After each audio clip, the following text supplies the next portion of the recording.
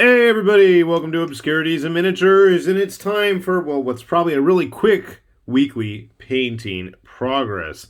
I can only speak for myself this week, but I have tried to slowly but surely knock out a few more projects that have been laying around on my painting table. Like this dude. So again, I gotta hold everything up really close to the camera so it doesn't get all shaky crazy on us. This is another Kyoshu Neko model. I want to say this was from their Ronin release. Pretty straightforward. I think I did this on my old printer.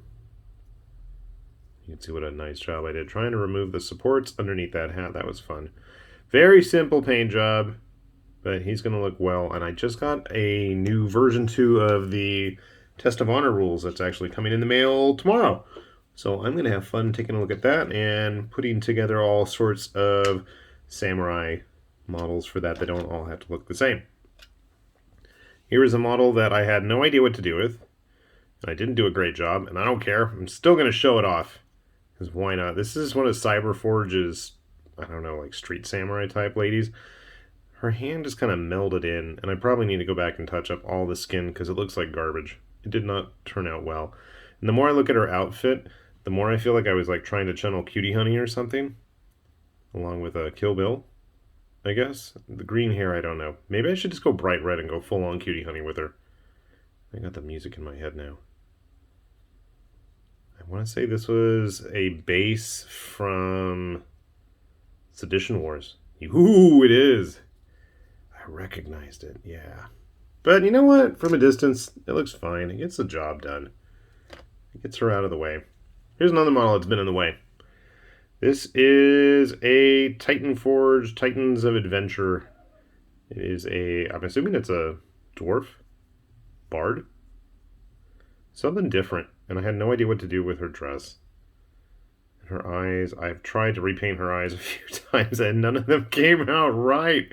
It looks okay. It looks passable from a distance, and you know what? That's fine. From a tabletop perspective, far away, you know, on the table, it'll look okay. You can see it looks decent from there. It's up close, and you're like, oh, ooh. Yeah, that's when you see the hideous imperfections. And I got blue on her chin somehow. I don't know. I don't think that's a Titan Forge base. It's too smooth on the bottom for me to have been printed with. All right, what else we got?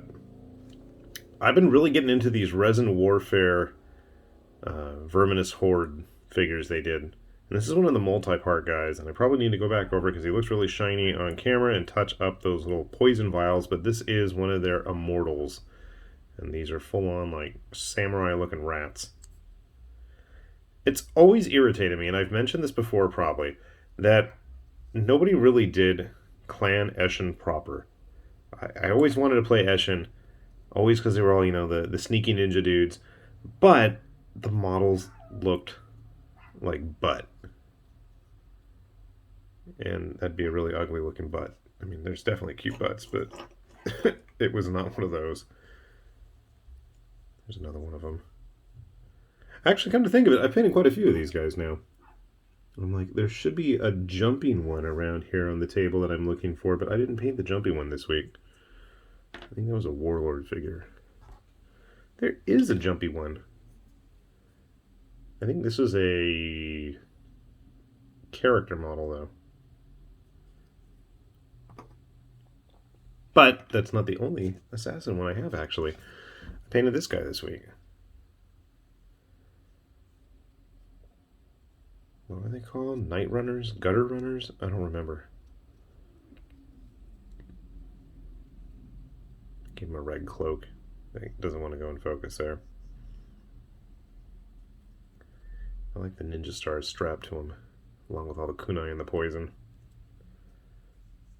I built one with some shuriken in his hand, and it didn't look as cool, sadly. The thing is, though, these are really big rats. I feel like they work better as some other model than Skaven. I would not use these as Skaven, just because you're going to need a ton of them, number one, but they're huge in comparison to regular Skaven. Skaven are tiny. They should be tiny, right? Right. All right, what else we got? Yet another random Cobra Mode model. I I don't remember what these were called.